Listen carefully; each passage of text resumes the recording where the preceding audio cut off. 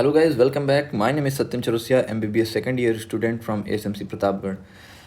इस सीरीज़ में हम PYQ के क्वेश्चंस कर रहे थे. आज हम शुरू करने जा रहे हैं प्लांट किंगडम के बाद डायरेक्ट प्लांट फिजियोलॉजी, और इसमें हम प्लांट फिजियोलॉजी में जो 2010 के बाद के क्वेश्चंस आए हैं वो हम सिर्फ डिस्कस करेंगे. उनको अच्छे से कर लेंगे क्योंकि उनके पहले के क्वेश्चंस ज़्यादातर आउट ऑफ NCERT रहते थे और उनका इस टाइम करने का कोई मतलब नहीं है. तो शुरू करते हैं आज का ये PYQ का session. Question number 1. One scientist cultured cladophora in a suspension of azotobacter and eliminated the culture by splitting light through a prism. He observed that bacteria accumulated mainly in the region of. ये question NCERT से ही आया हुआ था. ये है रही line. He observed that the bacteria accumulated mainly in the region of blue and red light. So the answer is D. Question number 2 की बात करते हैं. Oxygen is not produced during photosynthesis by. Oxygen किस में produce नहीं होगा? जो कि H2S पे काम करते हैं, सल्फर रिलीज करते हैं. So the correct answer is A. Anoxygenic photosynthesis is characteristic of. जो एनऑक्सीजनिक फोटोसिंथेसिस है वो किसकी कैरेक्टरिस्टिक है? इसमें जितने सारे हैं ये ऑक्सीजनिक हैं, सिर्फ एक ही एनऑक्सीजनिक है जो कि है rhodospirillum. Question number 4. Oxygenic photosynthesis occur in. Rhodospirillum में एनऑक्सीजनिक, क्रोमेटियम में एनऑक्सीजनिक, क्लोरोबियम में एनऑक्सीजनिक. क्वेश्चन नंबर 4 का ए. ऑक्सीजनिक सिर्फ ऑसिलेटोरियम में होती है. अब बात करते हैं where does photosynthesis take place के टॉपिक की. इसमें मेरे पास एक ही क्वेश्चन आया है. Stroma in the chloroplast of higher plants. Stroma in the chloroplast of higher plants contain. ये क्वेश्चन 2009 में आया हुआ था और यहाँ इसकी लाइन लिखी हुई है. लाइट डिपेंडेंट रिएक्शन एंजाइम नहीं, राइबोसोम्स नहीं, क्लोरोफिल नहीं, लाइट इंडिपेंडेंट रिएक्शन एंजाइम. बात सही है. क्वेश्चन नंबर 5 का डी हो जाएगा. क्वेश्चन नंबर 6 की बात करते हैं. Emerson's enhancement effect and red drop have instrumental in discovery of. जो रेड ड्रॉप और इमर्सन का इन्हांसमेंट इफेक्ट था वो PS1 और PS2 की डिस्कवरी के लिए रिस्पॉन्सिबल था. So the answer is D. 2 photosystems operating simultaneously. Question number 7 की बात करते हैं. Chromatophore takes part in. Chromatophore किस में पार्ट लेता है? वो है फोटोसिंथेसिस में. मूवमेंट में करता नहीं है, रेस्पिरेशन में करता नहीं है, ग्रोथ में करता नहीं है. अब आ जाते हैं क्वेश्चन नंबर 15 पे, जो कि व्हाट इज लाइट रिएक्शन इस टॉपिक का है. The reaction centre in PS2 has absorption maximum at. PS2 का एब्जॉर्प्शन पूछा है. PS2 का यहाँ पे दिखा है 680. So the correct answer is 680 nanometre. Which of the following is not a product of light reaction of photosynthesis. Photosynthesis के light reaction का कौन सा प्रोडक्ट नहीं है? यहाँ पे देख लेते हैं. प्रोडक्ट की बात की गई है जो कि ATP है, NADPH है, ऑक्सीजन भी है. सिर्फ इसमें क्या नहीं है? NADH. ये नहीं होता है. NADH रेस्पिरेशन में अकर करता है, उसमें पैदा होता है. So the answer is B. इसको याद करने के लिए ये याद रख लेंगे कि NADPH है, P का मतलब फोटोसिंथेसिस में होगा, तो ऐसे याद रख लेंगे हम लोग. Question number 17. Which of the following absorb light energy for photosynthesis. Photosynthesis के लिए कौन सी चीज़ है जो लाइट एनर्जी को एब्जॉर्ब करती है? जाहिर सी बात है, क्लोरोफिल बचपन से पढ़ते आ रहे हैं. So the answer is A. First step of initiation of photosynthesis will be. First step photosynthesis का क्या होता है? फोटोलिसिस ऑफ वाटर नहीं. Excitement of chlorophyll molecule due to absorption of light. ये बात सही है. ATP फॉर्मेशन पहले ही नहीं होगा. ग्लूकोज फॉर्मेशन वो तो सबसे लास्ट होगा. So the answer is B. अब बात करते हैं इलेक्ट्रॉन ट्रांसपोर्ट की. ये आ गया तुम्हारा इलेक्ट्रॉन ट्रांसपोर्ट का paragraph. Which of the following combination is required for chemiosmosis. Chemiosmosis के लिए कौन से कम्बिनेशंस रिक्वायर्ड होते हैं? अब इसको देखने के लिए आ जाते हैं डायग्राम पे. एक मेम्ब्रेन है, एक प्रोटॉन पंप है और प्रोटॉन ग्रेडियंट है ताकि ये जा सके इधर, और यहाँ पे ATP सिंथेज एंजाइम होगा. So the correct answer is C. Membrane, proton pump, proton gradient, ATP synthase enzyme. Question number 23 की बात करते हैं. Which of the following is not true regarding the release of energy during ATP synthesis through chemiosmosis because it involves breakdown of proton gradient. बात सही है. Proton का gradient होता है तो उसका ब्रेकडाउन होता है, फिर एनर्जी बनती है. Movement of protons across membrane to the stroma. ये भी बात सही है. Reduction of NADP to NADPH on the stroma side of the membrane, ये भी बात सही है। यहाँ पे ये देखो, so the correct answer is B, breakdown of electron gradient नहीं होता है। In the light reaction the plastoquinone facilitates the transfer of electron. Plastoquinone देख लेते हैं, यहाँ पे है PS2 से साइटोक्रोम B6F तक लेके जा रहा है, so the correct answer is A.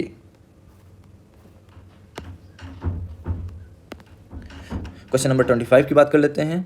In a chloroplast highest number of proton are found in. Chloroplast में हाईएस्ट नंबर ऑफ प्रोटॉन कहाँ पाए जाते हैं? सबसे ज़्यादा प्रोटॉन कहाँ पाए जाते हैं? ल्यूमेन में, क्योंकि यहाँ एसिडिटी सबसे हाई होती है, प्रोटॉन सबसे हाई होता है और pH सबसे लो होता है। So the correct answer is lumen of thylakoid. अब बात करते हैं क्वेश्चन नंबर 27 की। क्वेश्चन नंबर 26 जो डिलीटेड हो चुके हैं टॉपिक्स हैं उनमें से है। सो तो बात करते हैं क्वेश्चन नंबर 27 की। विच of the following is essential for photolysis of water. याद रखेंगे, मिनरल न्यूट्रिशन टॉपिक का ये क्वेश्चन है। सो इसमें डायरेक्टली आपको ये पूछ सकता है, सो याद रखेंगे इसमें manganese. Manganese is responsible for photolysis of water. Question number 28 की बात कर लेते हैं।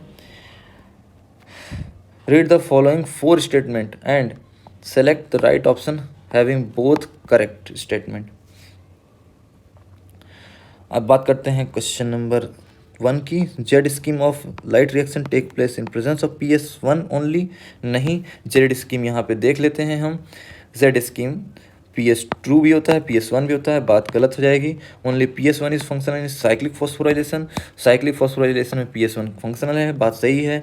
Cyclic phosphorylation results into synthesis of ATP and NADPH2। Synthesis of ATP तो हो रहा है, NADPH2 नहीं बन रहा है, तो ये गलत हो जाएगा। Stroma lamellae lacks PS1 as well as NADP, बात सही है। तो 2 बातें सही हैं, सेकेंड वाली और फोर्थ वाली। So the answer is A. अब बात करते हैं आगे। Where are ATP and NADPH used, ये टॉपिक आ गया है आपका। How many ATP and NADPH2 are required for the synthesis of one molecule of glucose during Calvin cycle? Calvin cycle में एक कार्बन के लिए 3 ATP और 2 NADPH2 यूज होते हैं। सो ग्लूकोज में कितने कार्बन हैं? 6 कार्बन। 6 कार्बन के लिए तुम्हारे हो जाएंगे 18 ATP और 12 NADPH2। सो इसमें आंसर हो जाएगा आपका D, 18 ATP and 12 NADPH2। Question number 41, which of the following statement is incorrect. Incorrect पूछा है। Cyclic phosphorylation involves both PS1 and PS2। नहीं, साइक्लिक फॉस्फोराइलेशन में सिर्फ PS1 इन्वॉल्व होता है, यहाँ पे देख लेते हैं, गलत हो जाएगा। Both ATP and NADPH are synthesised during non cyclic phosphorylation, बात सही है। स्ट्रोमा लैमेली है PS1 only and lack NADP reductase, बात सही है। ग्राना लैमेली है बोथ PS1 एंड PS2, बात सही है। So the answer is A. In photosynthesis the light independent reaction takes place in. Light independent reaction कहाँ होती है? सही बात है, स्ट्रोमल मैट्रिक्स में। Question number 44, PGA phosphoglyceric acid first CO2 fixation product was discovered in photosynthesis of. ये line है, मैं दिखा देता हूँ आपको। ये लाइन है 2010 की आई हुई है। कार्बन 14 का यूज़ हुआ था, रेडियो एक्टिव कार्बन है, किसमें हुआ था? एल्गी में। So the correct answer is D, algae. Next question की बात करते हैं जो कि है टॉपिक C4 पाथवे से। ये रहा C4 pathway. Statement 1, primary CO2 acceptor in C4 plant is phosphoenol pyruvate and is found in mesophyll cells, बात सही है। यहाँ देखिए, जो प्राइमरी CO2 एक्सेप्टर है ये फॉस्फोइनॉल पायरुवेट है, तो ये बात सही हो जाती है। Mesophyll cells of C4 plant lack rubisco enzyme, ये भी बात सही है, क्योंकि यहाँ पे जो मेसोफाइल सेल हैं उसमें रुबिस्को नहीं होता है या बहुत कम होता है। सो स्टेटमेंट 2 भी सही हो जाएगा। सो 58 का 1, both are correct. Question number 59 की बात करते हैं। What is the role of large bundle sheath cell found around the vascular bundle in C4 plants. Vascular bundle के अराउंड जो C4 प्लांट में लार्ज बंडल सीट होती है वो क्या करती है? वो करती है क्रेंच एनाटॉमी का फॉर्मेशन। सो इससे क्या होता है? यहाँ पे देखिए दिया गया है having large number of chloroplast. So इसका आंसर हो जाएगा B, to increase the number of chloroplast for the operation of Calvin cycle. Question number 60 की बात करते हैं। First stable product of CO2 fixation in sorghum. Sorghum की बात कर लेते हैं, जिसमें C4 साइकिल चलती है। C4 साइकिल में पहला प्रोडक्ट क्या बनता है? बात सही है, ऑक्जेलो एसिटिक एसिड, जो कि कार्बन 4 प्रोडक्ट है।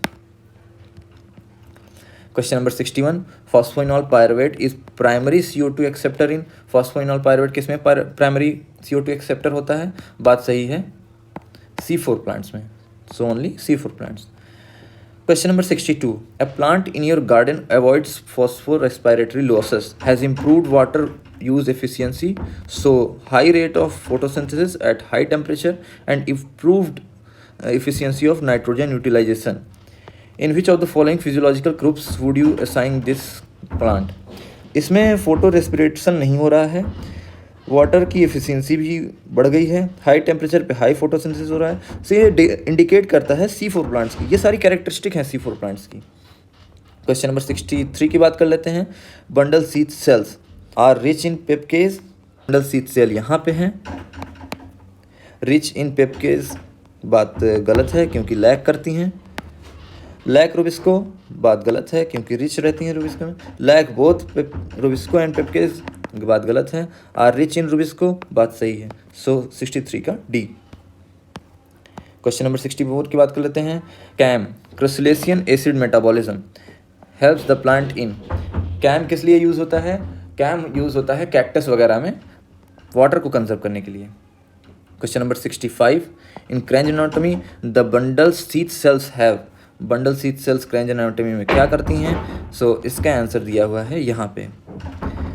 Thick walls, no intercellular space, large number of chloroplast बात सही है। ये रही लाइन आपकी। क्वेश्चन नंबर 66 की बात करते हैं, जो कि पूरा डायग्राम से पूछा गया है। ए पे क्या है? फिक्सेशन। बी पे क्या है? डीकार्बोक्सिलेशन। सी पे क्या है? रीजनरेशन। सो आंसर हो जाएगा C, fixation, decarboxylation, regeneration. Kranz anatomy is one of the characteristic of leaves of. ये NCERT में नहीं दिया हुआ है, लेकिन NCERT में मैंने अलग से लिखा हुआ था बहुत पहले जब मैं तैयारी करता था। सो इसका आंसर है सुगर केन। नेक्स्ट क्वेश्चन की बात करते हैं, जो कि फोटो रेस्पिरेशन से है, जो कि सेकंड लास्ट टॉपिक है इस चैप्टर का। बात करते हैं फोटो रेस्पिरेशन की। The oxygenase activity of rubisco enzyme in photorespiration lead to formation of. Oxygenase activity पूछा है, तो ऑक्सीजनेज एक्टिविटी के लिए हम ये वाली लाइन पकड़ते हैं। Binds with O2 to form 1 molecule of phosphoglycerate, जो कि 3 कार्बन है, एंड फॉस्फोग्लाइकोलेज, जो कि 2 कार्बन है। सो एक मॉलिक्यूल बनेगा 3 कार्बन का, एक मॉलिक्यूल बनेगा 2 कार्बन का। So the correct answer is B, एक molecule of 3 carbon. The process which major difference between C4 and C3 plants. So पहली ही लाइन है, इसमें 2 बार क्वेश्चन पूछे गए हैं। नेक्स्ट क्वेश्चन भी यही पूछा गया है। So primary difference between C3 and C4 plants, photorespiration. So दोनों का आंसर हो जाएगा, पहले का आंसर फोटो रेस्पिरेशन, दूसरे का भी answer photorespiration. Question number 88 की बात करते हैं। The correct sequence of cell organelle during photorespiration is. पहले क्लोरोप्लास्ट में, फिर माइटोकॉन्ड्रिया में, फिर पैरोक्सिसोम से होगा। So the correct answer is C, chloroplast, mitochondria, पैरोक्सिसोम।